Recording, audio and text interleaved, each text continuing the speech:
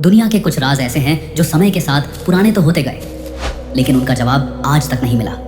कभी एक ऐसी किताब जो एक अजीबोगरीब भाषा में लिखी गई जो आज तक किसी को समझ नहीं आई, और समंदर में एक ऐसा कंप्यूटर मिला जो हजारों साल पुराना हो, और कभी ऐसे पत्थर जो इंसान की समझ से परे हैं।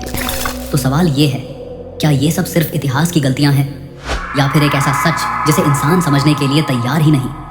आज हम चलेंगे एक ऐसे सफर पर जहां हम दुनिया के सबसे रहस्यमय राजों को एक्सप्लोर करेंगे, ऐसी चीजें जिनका जवाब आज तक किसी के पास नहीं।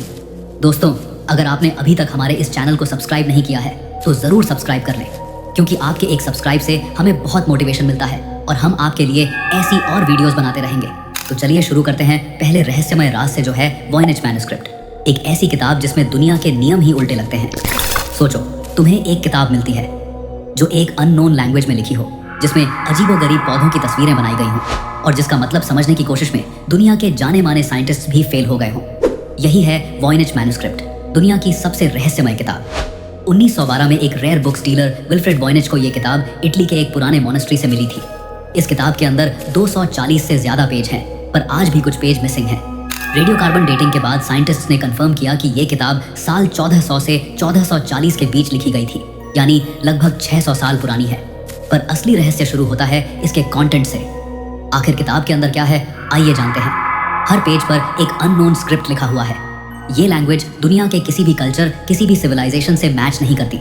इसमें ऐसे सिंबल्स और अल्फाबेट्स हैं जो इंसान ने कभी पहले नहीं देखे, और तस्वीरें कुछ अजीब और अनोखे पौधों की बनाई गई हैं जो रियलिटी में कहीं मौजूद ही नहीं। कुछ पेजेस पर एस्ट्रोलॉजिकल डायग्राम्स हैं, ऐसे स्टार्स और गैलेक्सीज जो मिडिवल यूरोप के लोग जानते ही नहीं थे। सबसे हैरान करने वाली बात, कुछ इलस्ट्रेशंस में naked women strange green liquid में स्नान करती हुई दिखाई गई हैं, जिनके आसपास ट्यूब और पाइप्स जैसी चीजें बनी हैं, जैसे किसी अननोन टेक्नोलॉजी का स्केच हो। कुछ लोग मानते हैं कि ये किताब एक एलियन सिविलाइजेशन का मैसेज है जो हम समझ नहीं पा रहे, और कुछ लोग मानते हैं शायद ये एक ऐसी एंशिएंट सभ्यता का रिकॉर्ड है जो खत्म हो गई और उसकी लैंग्वेज हमारे लिए हमेशा के लिए खो गई। कुछ हिस्टोरियंस कहते हैं कि शायद ये एक मेडिवल मेडिकल गाइड है जो विमेन्स हेल्थ और हर्बल मेडिसिन पर लिखी गई थी, पर अगर ऐसा होता तो लैंग्वेज डिकोड हो जाती। कुछ एक्सपर्ट्स बोलते हैं कि शायद ये एक फेक मैन्युस्क्रिप्ट है जो मिडिवल जमाने में पैसा बनाने के लिए लिखी गई। पर सवाल उठता है, एक फेक किताब में इतना कॉम्प्लेक्स लैंग्वेज और सिस्टमैटिक सिंबल्स क्यों लिखे जाते? 100 साल से ज्यादा हो गए, पर इस किताब का कोड अब तक ब्रेक नहीं हुआ। आर्टिफिशियल इंटेलिजेंस और मॉडर्न क्रिप्टोग्राफी के बावजूद वॉयनेज मैन्युस्क्रिप्ट एक अनसॉल्व्ड पजल है। और सबसे बड़ी बात, हर पेज देखने पर लगता है जैसे इसमें कोई हिडन नॉलेज है जो इंसान से छुपाया गया हो, जैसे ये किताब किसी और दुनिया की साइंस हो। Number 2, Nazca lines. सोचो, एक ऐसा रेगिस्तान जहां मिट्टी और पत्थर के बीच जमीन पर खींचे गए लकीरों से इतने बड़े बड़े डिजाइन्स बने हैं कि उन्हें सिर्फ आसमान से ही देखा जा सकता है। ये हैं नाज़का लाइंस, जो पेरू के नाज़का डेजर्ट में पाए गए हैं। जमीन पर चलने वाले इंसान को ये लाइंस बस रैंडम और अजीब सी खुदाई लगती हैं, लेकिन जब 1930 के आसपास पहली बार एयरप्लेन्स ने नाज़का के रेगिस्तान के ऊपर से उड़ान भरी तो उन्होंने एक हैरतअंगेज खुलासा किया। वहां पूरे डेजर्ट में 300 से ज्यादा जियोमेट्रिकल शेप्स, एनिमल्स और मिस्टीरियस फिगर्स बने हुए थे। सोचो, किसी ने एक इंसान की शक्ल, एक मंकी, एक जायंट हमिंगबर्ड और एक स्पाइडर रेगिस्तान की जमीन पर खींच दिए, और वो भी इतने बड़े स्केल पर कि उन्हें सिर्फ आसमान से ही समझा जा सकता है। ये लाइंस नाज़का सिविलाइजेशन 200 BCE से 600 CEE के लोगों ने बनाई थी। रेगिस्तान की अपर लेयर एक तरह की रेडिश ब्राउन मिट्टी से भरी है। अगर इस लेयर को हटा दिया जाए तो नीचे से एक हल्का ग्रे व्हाइट सरफेस निकलता है। नाज़का के लोगों ने इसी सरफेस को एक्सपोज करके लाइंस बनाई, लेकिन सवाल यह है, इतने बड़े और परफेक्ट डिजाइन्स उन्होंने बनाए कैसे? उस टाइम कोई ड्रोन नहीं था, कोई एयरप्लेन नहीं था। जमीन पर खड़े होकर इंसान को कभी समझ ही नहीं आता कि पूरा डिजाइन क्या बन रहा है। कई स्कॉलर्स कहते हैं कि नाज़का लाइंस एक तरह का एस्ट्रोनॉमिकल कैलेंडर थी। ये फिगर्स स्टार्स, कॉन्स्टलेशंस और सोल्स्टिस के टाइम अलाइन होते हैं, मतलब शायद उनका रिलेशन आसमान के तारे और प्लैनेटरी साइकिल्स से था। एक थ्योरी के मुताबिक ये लाइंस एक तरह की सेरेमोनियल पाथवेज थी, मतलब लोग इन पर चलकर रिचुअल्स करते थे, शायद पानी के लिए प्रेयर्स, क्योंकि नाज़का एक बहुत सूखा एरिया है। सबसे पॉपुलर और थ्रिल वाली थ्योरी ये है कि ये लाइंस किसी एलियन सिविलाइजेशन के लिए बनाई गई थी, एक तरह के लैंडिंग मार्क्स, जिससे वो आसमान से आइडेंटिफाई कर सके, क्योंकि उस तरह की स्केल और परफेक्शन बनाना इंसान के लिए उस टाइम ऑलमोस्ट इम्पॉसिबल लगता था। कुछ एक्सपर्ट्स कहते हैं कि ये एक तरह का अंडरग्राउंड वाटर मैप था। नाज़का के लोग शायद दिखाना चाहते थे कि कौन से एरियाज के नीचे पानी अवेलेबल है। नाज़का लाइंस आज भी वैसे ही सेफ हैं जैसे 2000 साल पहले बनाए गए थे। रेगिस्तान का ड्राई क्लाइमेट और विंड्स की कमी की वजह से ये लकीरें कभी मिटती नहीं।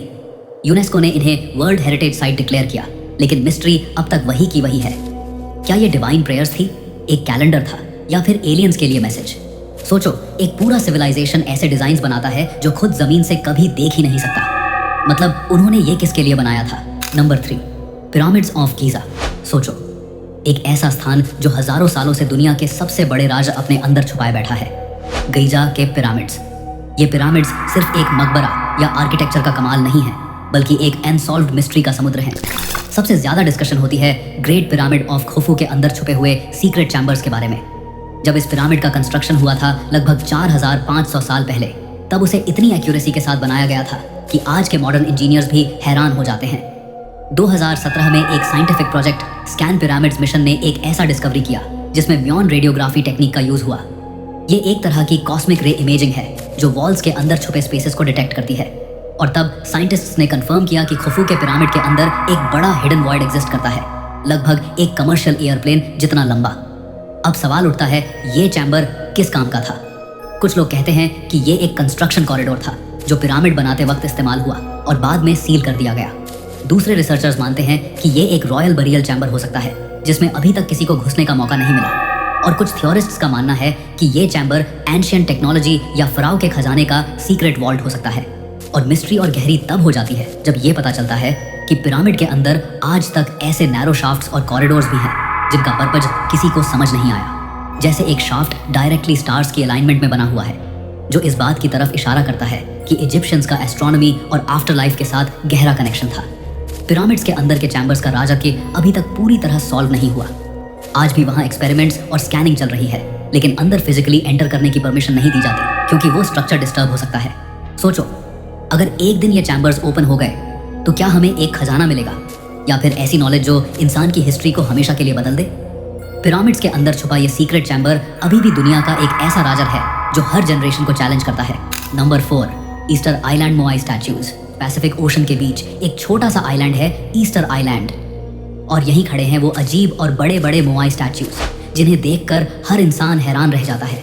वहाँ जमीन पर 13 फीट से लेकर 30 फीट तक के पत्थर के इंसान जैसे चेहरे खड़े हैं। कुछ का वेट 80 टन तक है और ये सब स्टोन टूल्स से बनाए गए थे। मतलब ना कोई मशीन ना आयरन, सिर्फ प्रिमिटिव टूल्स। सबसे बड़ी दिक्कत यह है कि इतने बड़े पत्थर काटकर उन्हें माउंटेन के क्वेरी से लेकर किलोमीटरों दूर तक कैसे ले जाए गए। वहाँ के लोकल्स कहते हैं कि स्टैच्यूज चलकर अपने आप जगह तक गए। ये बात सुनने में अजीब लगती है, लेकिन इसी वजह से मोआई स्टैच्यूज और भी ज्यादा मिस्टीरियस हो जाते हैं। कुछ आर्कियोलॉजिस्ट्स कहते हैं कि शायद वो लोग रोप्स और वुडन लॉग से खींच कर लाए होंगे, लेकिन प्रैक्टिकल एक्सपेरिमेंट्स करने के बाद भी आज के मॉडर्न लोग इन्हें मूव करने में स्ट्रगल करते हैं। फिर एंशिएंट आइलैंडर्स ने ये कैसे किया होगा? दूसरा बड़ा सवाल है, ये स्टैच्यूज बने क्यों? कुछ लोग कहते हैं कि ये एंसेस्टर्स की स्पिरिचुअल गार्डियंस हैं जो आइलैंड की रक्षा करते हैं। दूसरे कहते हैं कि ये पावर और अथॉरिटी दिखाने का एक तरीका था। और कुछ थ्योरीज ये भी कहती हैं कि शायद ये एक लॉस्ट सिविलाइजेशन का हिस्सा थे जो एडवांस थी और अपने साथ अपना नॉलेज लेकर गई। और भी डरावनी बात यह है कि रिसर्चर्स कहते हैं इन स्टैच्यूज के नीचे पूरे बॉडीज भी हैं, सिर्फ हेड्स नहीं। जमीन के अंदर दबे हुए बड़े टॉर्सो पार्ट्स भी मिलते हैं जो बताते हैं कि स्टैच्यूज असल में इंसान के पूरे शरीर का रिप्रेजेंटेशन थे। मतलब सेंचुरीज तक लोग समझते रहे कि ये सिर्फ बड़े हेड्स हैं, लेकिन सच और भी गहरा निकला। रात के वक्त जब हवा तेज चलती है और समुद्र की लहरों की आवाज आती है, मोआई स्टैच्यूज एकदम जिंदा जैसे लगते हैं, जैसे वो अपनी आंखों से तुम्हें घूर रहे हों। Number 5, Bermuda triangle. Atlantic ocean के एक हिस्सों में एक ऐसा ट्रायंगुलर एरिया है जिसे बरमूडा ट्रायंगल या डेविल्स ट्रायंगल कहा जाता है। इसके 3 पॉइंट्स हैं, फ्लोरिडा, बरमूडा और प्यूर्टो रिको। और इन तीनों पॉइंट्स को मिला दो तो बनता है एक विशाल समुद्री त्रिकोण जिसमें कई जहाजों और हवाई जहाजों ने बिना किसी निशान के गायब होकर दुनिया को हमेशा हैरान कर दिया। सबसे ज्यादा मशहूर केस 1945 में हुआ था। Flight 918 5 American navy bombers training mission के लिए निकले थे। कम्युनिकेशन में उन्होंने बोला कि कंपास काम नहीं कर रहा, डायरेक्शन क्लियर नहीं हो रही। फिर कुछ घंटों बाद उनका कॉन्टैक्ट डिस्कनेक्ट हो गया और उन सब के प्लेन्स बिना किसी ट्रेस के वैनिश हो गए। और सबसे हैरानी की बात, उन्हें ढूंढने जो रेस्क्यू टीम गई थी वो प्लेन भी वहीं गायब हो गए। सिर्फ प्लेन्स ही नहीं बल्कि अनेक शिप्स भी यहाँ से वैनिश हो चुके हैं। यूएसएस साइक्लोप्स एक बहुत बड़ा नेवी शिप जिसमें 300 से ज्यादा लोग थे बिना किसी एसओएस सिग्नल के बरमूडा ट्रायंगल में खो गए। ना तो कोई शिपरेक मिला, ना कोई डेड बॉडी। बस एक पूरा का पूरा शिप हवा में गायब हो गया।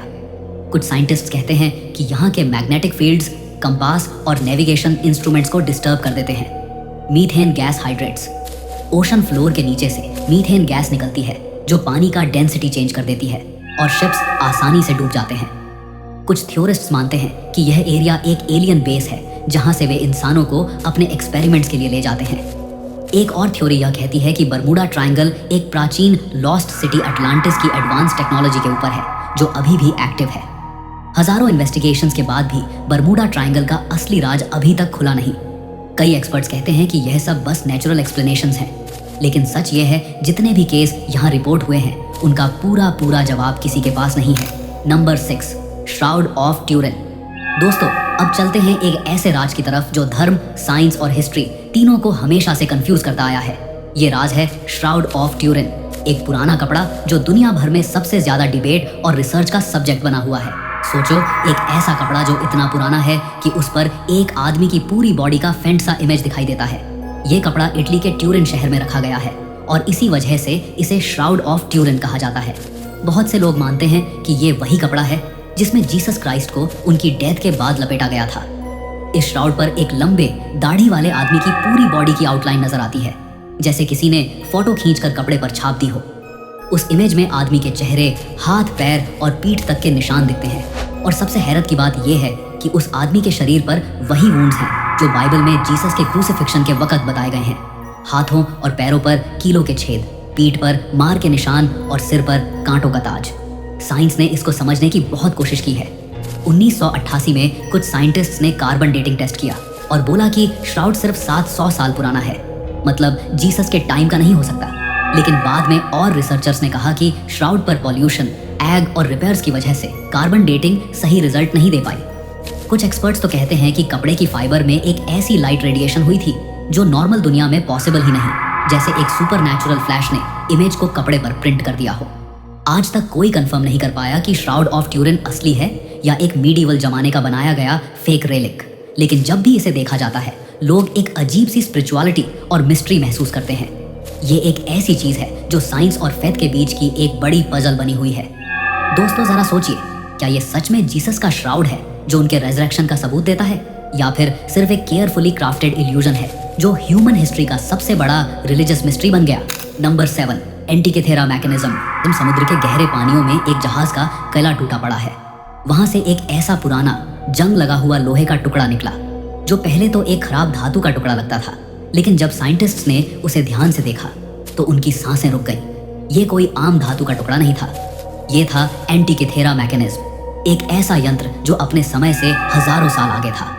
1901 में ग्रीक डाइवर्स एक शिपरेक एक्सप्लोर कर रहे थे जो एंटिकेथेरा आइलैंड के पास डूब चुका था।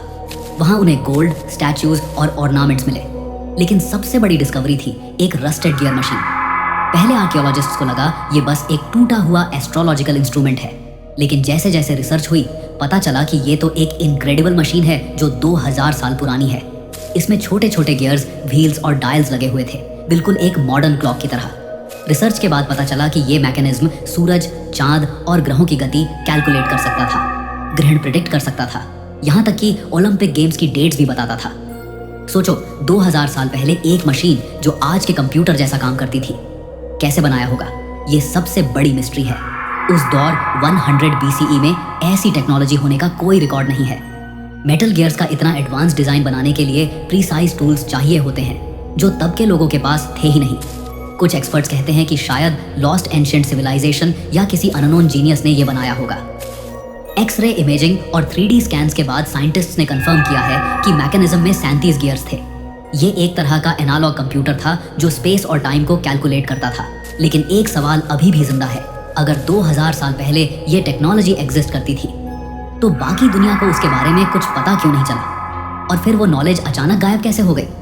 कुछ लोग मानते हैं कि एंटिकेथेरा मैकेनिज्म प्रूफ है कि एंशिएंट एलियंस ने ह्यूमंस को टेक्नोलॉजी दी थी। दूसरे कहते हैं कि ये अटलांटिस जैसी खोई हुई सिविलाइजेशन की एक छोड़ी हुई निशानी है।